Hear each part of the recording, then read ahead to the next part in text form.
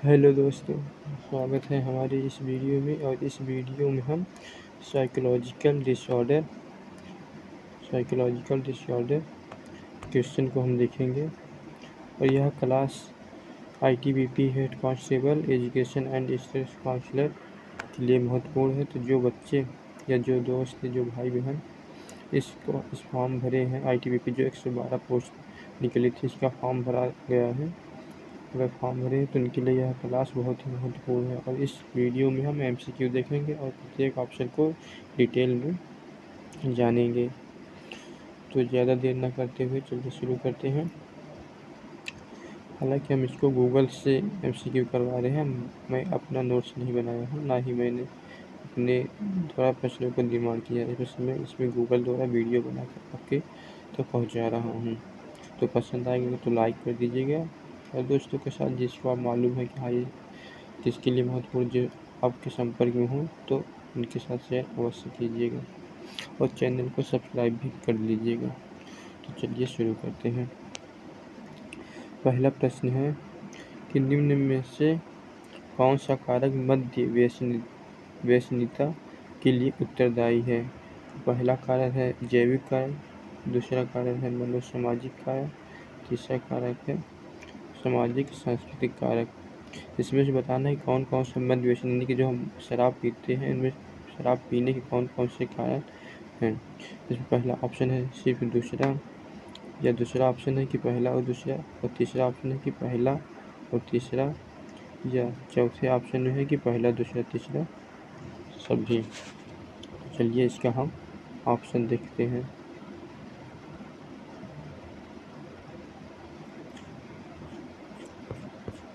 इसका ऑप्शन है 4 नंबर, जो कि है पहला दूसरा तीसरा, यानी कि तीनों ऑप्शन इसमें आएंगे, जो था जैविक कारक, मनोसामाजिक कारक और सामाजिक सांस्कृतिक कारक। चलिए इनका ऑप्शन भी देख लेते हैं, जो कि महत्वपूर्ण होगा। पहले देख लेते हैं जैविक कारक।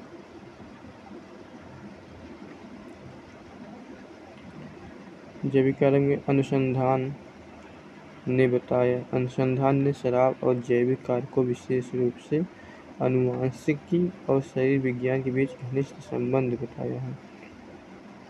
जबकि कुछ लोग यह नियंत्रित कर सकते हैं, यानी कुछ लोग हैं जो शराब पीते हैं, तो शराब पीने को नियंत्रित कर सकते हैं कि वे कितनी शराब का सेवन करते हैं। दूसरों को इसका सेवन करने की तीव्र इच्छा होती है।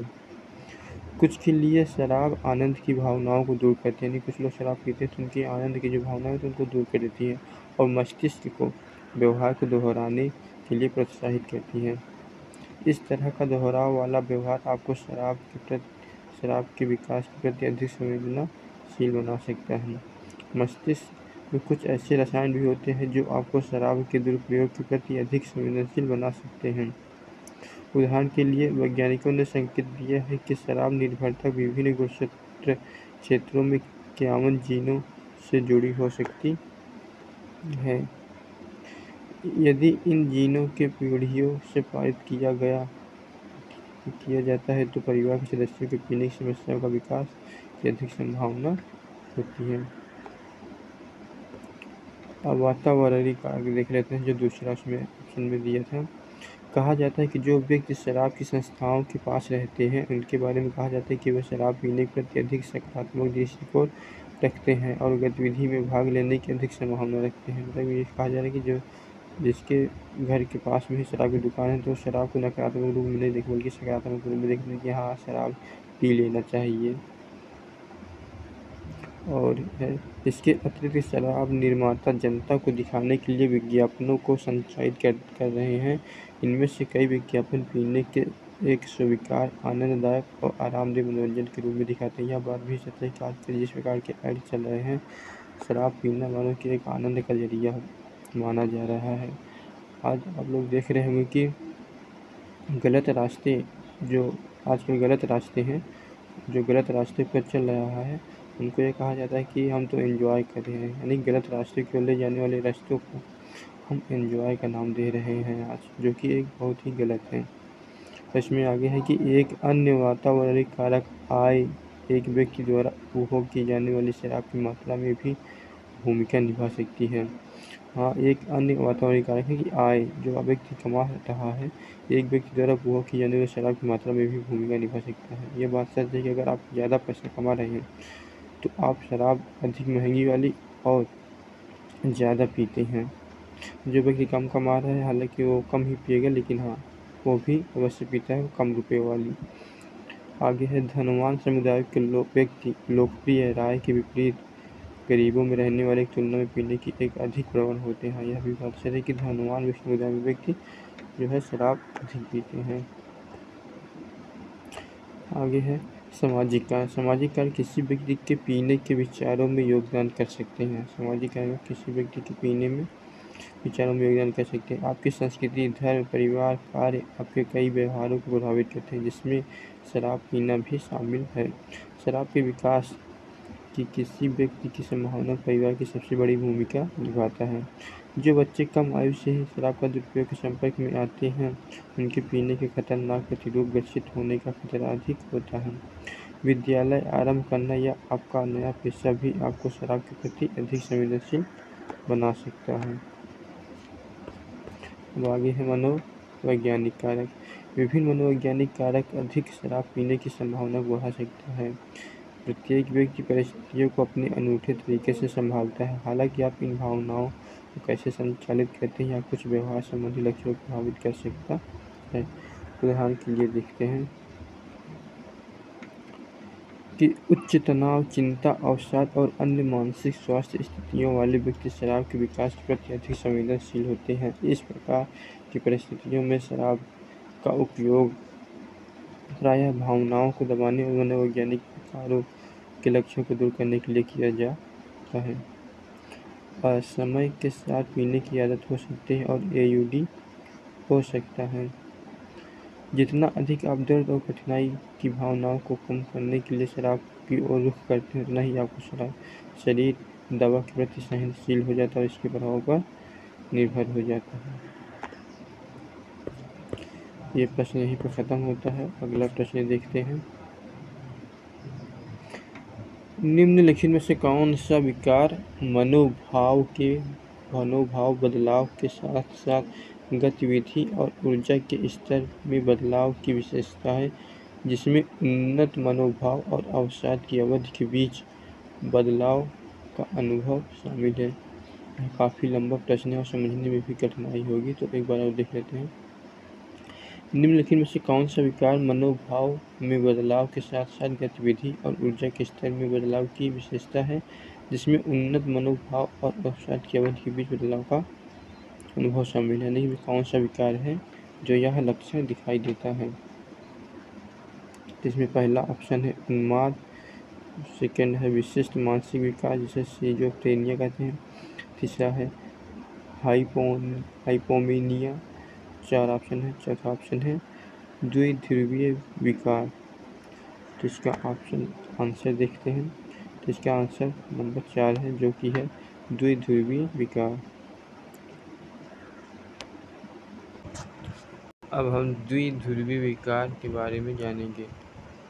यह एक मनोरोग निदान है जो एक या अधिक अवसादग्रस्तता प्रकरणों के साथ या बिना असामान्य रूप से उच्च ऊर्जा स्तर, अनुभूति और मनोदशा के एक या अधिक प्रकरणों की उपस्थिति द्वारा परिभाषित मनोदशा विकारों की एक श्रेणी का वर्णन करता है। उन्नत मनोदशा को चिकित्सकीय रूप से उन्माद या हाइपोमेनिया कहा जाता है। जो व्यक्ति उन्मत्त प्रकरणों का अनुभव करते हैं, वे भी आमतौर पर अवसादग्रस्तता प्रकरण या लक्षण मिश्रित प्रकरणों का अनुभव करते हैं, जिसमें उन्माद और अवसाद दोनों की विशेषताएं एक ही समय में मौजूद होती हैं। ये प्रकरण आमतौर पर एक ही निश्चित समय के दौरान सामान्य मनोदशा में अलग हो जाते हैं, लेकिन कुछ व्यक्तियों का अवसाद और उन्माद तेजी से बदलते रहते हैं, जिसे शीघ्र ही चक्र कहा जाता है। निदान व्यक्ति के स्वयं प्रतिवेदन किए गए अनुभव के साथ साथ अवलोकनीय व्यवहार पर आधारित है, जिसमें संकट, व्यवधान और आत्महत्या की जोखिम शामिल है। अतः यह अनुमान लगाया जा सकता है कि द्विध्रुवीय विकार मनोभाव में बदलाव के साथ साथ गतिविधि और ऊर्जा के स्तर में बदलाव की विशेषता है, जिसमें उन्नत मनोभाव और अवसाद की अवधि के बीच बदलाव का अनुभव शामिल है। इसका मोटा मोटा प्रश्न का सारांश से निकलता है कि हमें यह जान लेना है कि यहाँ प्रश्न में कहा जाए क्या कि जो मनोभाव में बदलाव के साथ साथ गतिविधि और ऊर्जा के स्तर में बदलाव की विशेषता है, जिसमें उन्नत मनोभाव और अवसाद की अवधि के बीच बदलाव शामिल है। जहाँ पे आ जाए तो समझ लें कि वहाँ पे द्विध्रुवीय विकार आएगा आंसर। अब देखते हैं द्विध्रुवीय विकार के लक्षण। सामान्य रूप से उच्च और आशावादी या चिड़चिड़ापन महसूस करना और उन्नत मनोभाव बदलाव, किसी की क्षमताओं या शक्तियों के बारे में अवास्तविक भव्य विश्वास होना, किसी की क्षमताओं या शक्तियों के बारे में अवास्तविक भव्य विश्वास होना, बहुत कम सोना लेकिन बेहद ऊर्जावान महसूस करना। यह भी द्विध्रुवीय का एक लक्षण है जो हम शायद कभी न कभी होता है कि बहुत कम सोते हैं लेकिन बहुत ही ऊर्जावान महसूस करते हैं। इतनी तेज़ी से बात करना कि दूसरा समझ न सके, तेज़ी से विचारों का बदलना, तीव्रता से एक विचार से दूसरे विचार पर जाना, अत्यधिक विचलित होना, ध्यान केंद्रित करने में असमर्थ होना, खराब निर्णय करना और आवेगशीलता होना। आइए अब एक दो मनोविकार और देख लेते हैं, जिसमें से पहला है सिजोफ्रेनिया। तो सिजोफ्रेनिया में क्या होता है कि मानसिक विकारों के एक समूह के लिए वर्णनात्मक शब्द है जिसमें परेशान विचार प्रक्रियाओं, अजीब धारणाओं, असामान्य भावनात्मक स्थितियों और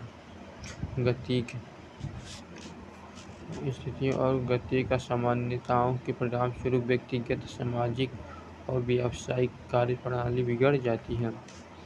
कभी कभी इसे खंडित व्यक्तित्व विकार कहा जाता है। यह एक पुरानी, गंभीर, दुर्बल करने वाली मानसिक बीमारी है जो लगभग 2% आबादी को प्रभावित करती है। जो सिजोफ्रेनिया है विश्व के लगभग 2% को प्रभावित करती है।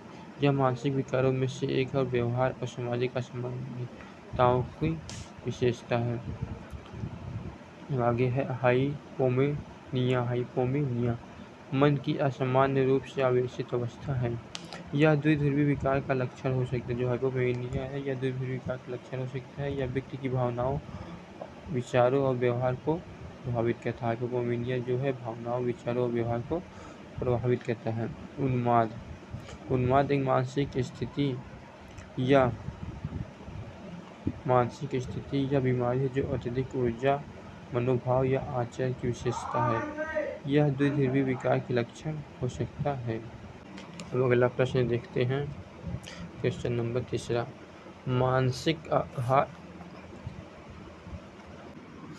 मानसिक आघात और शारीरिक आघात के कारण उत्पन्न असामान्य विस्मृति है।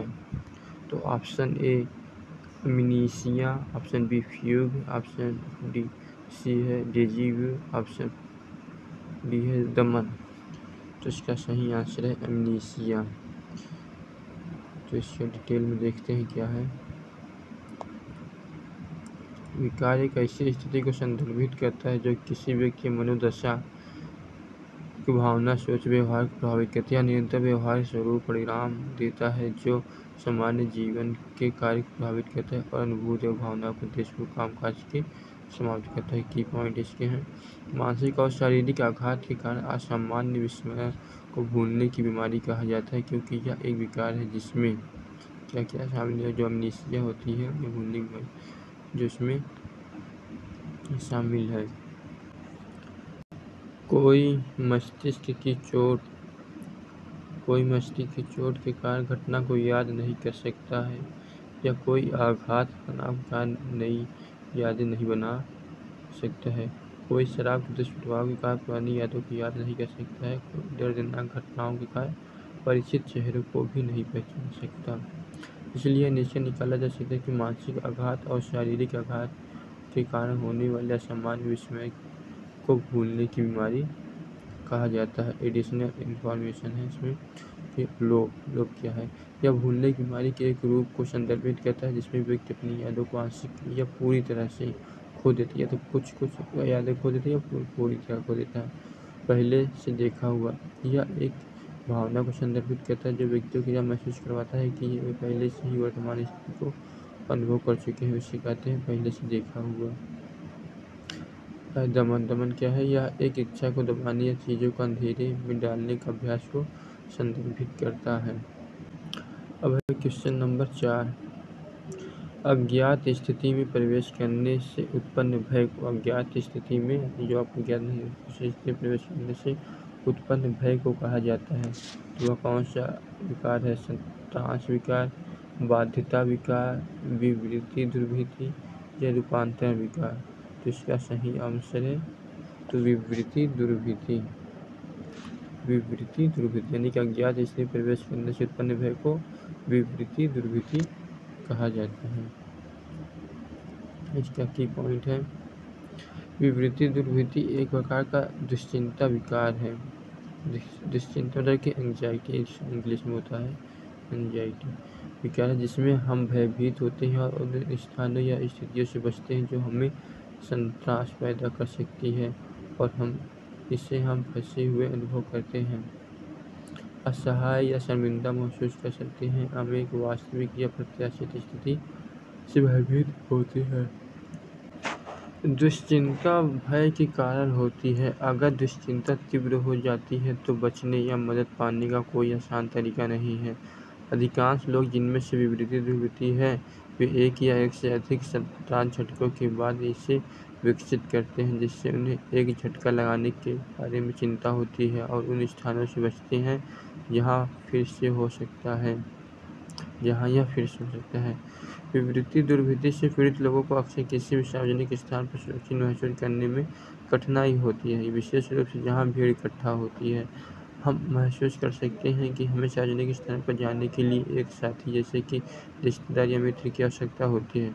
भय इतना अधिक हो सकता है कि हम अपना घर छोड़ने में असमर्थ महसूस कर सकते हैं। विवृति दुर्भीति का एक उपचार चुनौतीपूर्ण हो सकता है क्योंकि इसका अर्थ आमतौर पर अपने भय का सामना करना होता है, लेकिन मनोचिकित्सा और दवाओं के साथ हम विवृति दुर्भीति के जाल से बच सकते हैं और अधिक सुखद जीवन जी सकते हैं। तो चलिए देखते हैं अगला क्वेश्चन नंबर 5। मनोवैज्ञानिक कठिनाइयों और बिना जैविक कारणों होने वाले शारीरिक लक्षणों की व्याधियों को क्या कहा जाता है? मनोवैज्ञानिक कठिनाइयों और बिना जैविक कारण होने वाले शारीरिक लक्षणों की व्याधियों को क्या कहा जाता है? ऑप्शन ए उन्मत्त अवसादग्रस्त विकार, संत्रास विकार, कार्य प्रारूप विकार या मनोग्रस्त बाध्यता विकृति। तो इसका सही आंसर देखते हैं तो ये ऑप्शन इसका तीसरा होगा, काया प्रारूप विकार। काया प्रारूप विकार, काया रूप विकार जब मानसिक कारक जैसे तनाव और शारीरिक लक्षणों का विकार बनते हैं तो स्थिति को अकार्य अलंबिता के रूप में जाना जाता है।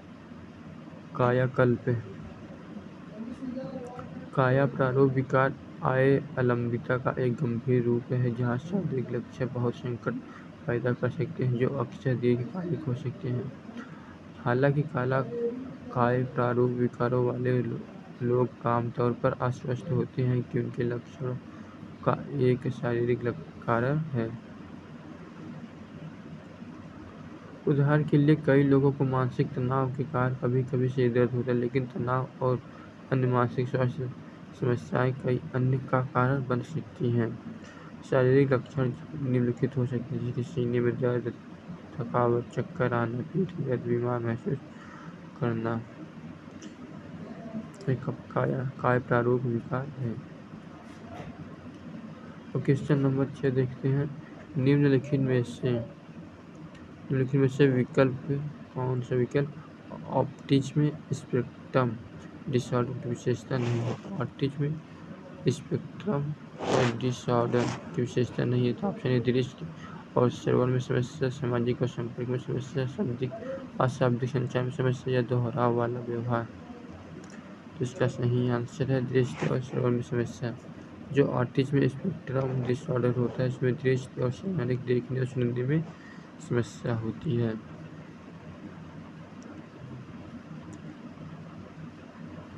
ऑटिज्म स्पेक्ट्रम डिसऑर्डर यानी कि ASD का एक विकास संबंधी विकार है किसी व्यक्ति के संचार या स्व-विनियमन और सामाजिक संपर्क कौशल को बाधित करता है। ऑटिज्म एक स्पेक्ट्रम स्थिति है जो लोगों को अलग-अलग डिग्री को प्रभावित करता है। ऑटिज्म के लक्षणों में शामिल है।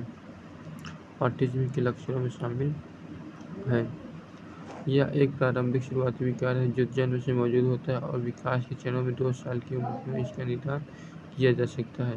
व्यवहार के दोहरावदार पैटर्न की उपस्थिति या बुनियादी सामाजिक कौशल में गंभीर हानि, संचार कौशल के विकास में समस्याएं या देरी, अशाब्दिक संचार के साथ समस्याएं जैसे कि भाव-भंगिमा, अशाब्दिक संचार के साथ समस्याएं जैसे कि भाव-भंगिमा, दूसरों के साथ संबंधों को विकसित करने और बनाए रखने में परेशानी, दूसरों के साथ नेत्र संपर्क बनाने से बचना, 5 इंद्रियों में से एक या एक से अधिक के अधीन या अत्यधिक प्रतिक्रिया, दृष्टि, स्पर्श, स्वाद या गंध या श्रवण। इसलिए यह निष्कर्ष निकाला जा सकता है कि दृष्टि और श्रवण से समस्या ऑटिज्म स्पेक्ट्रम डिसऑर्डर की विशेषता नहीं है। तो सॉरी दोस्तों, इसमें मैंने थोड़ा गलत बता दिया। जो प्रश्न है इसमें कहा गया कि विशेषता नहीं है, तो जो दृष्टि और श्रवण में समस्या है यह जो है इसकी ऑटिज्म स्पेक्ट्रम की समस्या नहीं है। बाकी सामाजिक संपर्क में समस्या या इस ऑटिज्म स्पेक्ट्रम की समस्या है, लक्षण है। बाकी शाब्दिक और अशाब्दिक संचार में समस्या ऑटिज्म स्पेक्ट्रम डिसऑर्डर की समस्या है। दोहराव वाला व्यवहार यह भी एक समस्या है ऑटिज्म स्पेक्ट्रम डिसऑर्डर की। यह प्रश्न ध्यान दीजिएगा। दृष्टि और श्रवण में समस्या यह इसमें शामिल नहीं है। अगला प्रश्न देखते हैं। कुत्सित व्यवहार सीखने के आलोक में असामान्य व्यवहार की व्याख्या करने वाले मनोवैज्ञानिक मॉडल है। असामान्य व्यवहार की व्याख्या करने वाला मनोवैज्ञानिक मॉडल है। तो कौन सा ऑप्शन है? ऑप्शन ए है संज्ञानात्मक प्रतिमान, ऑप्शन बी मनोगतिकीय प्रतिमान, ऑप्शन सी सामाजिक प्रतिमान, ऑप्शन 4 है व्यवहार प्रतिमान। इसका सही ऑप्शन ही ऑप्शन डी होगा, व्यवहारिक प्रतिमान। इसके पॉइंट्स देख लेते हैं। कई मनोवैज्ञानिक प्रतिमान मॉडल जो मानसिक विकारों की मनोवैज्ञानिक व्याख्या प्रदान करते हैं। ये मॉडल मानते हैं कि असामान्य व्यवहार में मनोवैज्ञानिक और पारस्परिक कारकों की महत्वपूर्ण भूमिका होती है। इन कारकों में मात्र अभानिक से अलगाव, जीवन के प्रारंभिक वर्षों में के दौरान अपनेपन और उद्दीपन की कमी, दोषपूर्ण माता पिता बच्चे के रिश्ते, असंस्कृति या अति संरक्षण या अति उन्मेयता, दोषपूर्ण अनुशासन आदि, असंगत कुत्सित पारिवारिक संरचनाएं, अपर्याप्त या गंभीर तनावपूर्ण परिवार शामिल है। मनोवैज्ञानिक मॉडल में मानवतावादी अस्तित्ववादी प्रतिमान शामिल हैं। इसमें है कि पॉइंट्स में कि मनोगतिकीय प्रतिमान क्या है कि जिसमें मनोगतिकीय सिद्धांतकारों का मानना है कि व्यवहार चाहे वह सामान्य हो या असामान्य मनोवैज्ञानिक शक्तियों द्वारा निर्धारित किया जाता है, जिसके बारे में व्यक्ति सचेत रूप से अवगत नहीं है। इन आंतरिक शक्तियों को गतिशील माना जाता है, अर्थात वे एक दूसरे के साथ अंतःक्रिया करते हैं और उनकी अंतःक्रिया व्यवहार, विचारों, भावनाओं को आकार देती है। इन बलों के बीच संघर्ष के परिणाम असामान्य लक्षणों के रूप में देखे जा सकते हैं। यह मॉडल सबसे पहले फ्रायड मनोगतिकीय सिद्धांत प्रतिमान जो है तो फ्रायड द्वारा तैयार किया गया था, जो मानते थे कि 3 केंद्रीय बल सहज आवश्यकताएं, प्रबल इच्छा और इंद्रियानिक संवेग, अहम तर्कसंगत सोच, परम नैतिक स्तर व्यक्तित्व को आकार देते हैं। फ्रायड ने कहा कि असामान्य व्यवहार अचेतन मानसिक संघर्षों की प्रतीकात्मक अभिव्यक्ति है, जिससे आमतौर पर बाल्यावस्था में खोजा जा सकता है। और दूसरा है व्यवहारिक प्रतिमान। इस मॉडल में कहा गया कि सामान्य और असामान्य दोनों तरह व्यवहार सीखे जाते हैं और मनोवैज्ञानिक विकार व्यवहार के कुछ तरीके से सीखने का परिणाम है। प्रतिमान उन व्यवहारों को ध्यान केंद्रित करता है जो अनुकूलन माध्यम से सीखे जाते हैं। प्रस्ताव करते हैं कि जो सीखा गया है उसे अनसीखा किया जा सकता है। शास्त्रीय अनुकूल यानी कि अस्थायी जुड़ाव, जिसमें दो घटनाएं बार बार एक साथ होती हैं। क्रिया प्रसूत अनुबंध व्यवहार के बाद इनाम या सामाजिक शिक्षा। दूसरों के व्यवहार या अनुसरण करके सीखना द्वारा अधिगम हो सकता है। ये 3 प्रकार के अनुकूल व्यवहार के लिए जिम्मेदार है, चाहे वह अनुकूली हो या दुर्भावनापूर्ण हो। तीसरा है संज्ञानात्मक प्रतिमान। यह बताता है कि असामान्य कामकाज संज्ञानात्मक समस्याओं का परिणाम हो सकता है। लोग अपने बारे में ऐसी धारणाएं और दृष्टिकोण रख सकते हैं कि जो तर्कहीन और गलत हो। लोग बार बार अतार्किक तरीकों से सोच सकते हैं और अति सामान्यीकरण कर सकते हैं, अर्थात वे एक ही महत्वपूर्ण घटना के आधार पर व्यापक नकारात्मक निष्कर्ष निकाल सकते हैं। चौथा है मानवतावादी अस्तित्ववाद प्रतिमान। यह मानव अस्तित्व व्यापक पहलुओं पर केंद्रित है। मानवतावादियों का मानना है कि मनुष्य का जन्म मित्रवत, सहकारी, रचनात्मक होने की स्वाभाविक प्रवृत्ति के साथ होता है और आत्म साक्षात्कार अर्थात अच्छाई और विकास की इस क्षमता को पूरा करने के लिए प्रेरित होता है। अस्तित्ववादियों का मानना है कि जन्म से ही हमें अपने अस्तित्व को अर्थ देने या जिम्मेदारी से बचने की पूरी स्वतंत्रता है। जो लोग इस जिम्मेदारी से बचते हुए अकेला, सावधान और दुराचारी जीवन जीते हैं। इसलिए मनोवैज्ञानिक प्रतिमान जो कुत्सित तरीके से सीखने के लोग में असामान्य व्यवहार की व्याख्या करते हैं, वह व्यवहारिक प्रतिमान है। एक और देख लेते हैं सामाजिक सांस्कृतिक प्रतिमान। किसी व्यक्ति को प्रभावित करने वाली सामाजिक और सांस्कृतिक शक्तियों के लोग में सामान्य व्यवहार को सबसे अच्छी तरह समझा जा सकता है।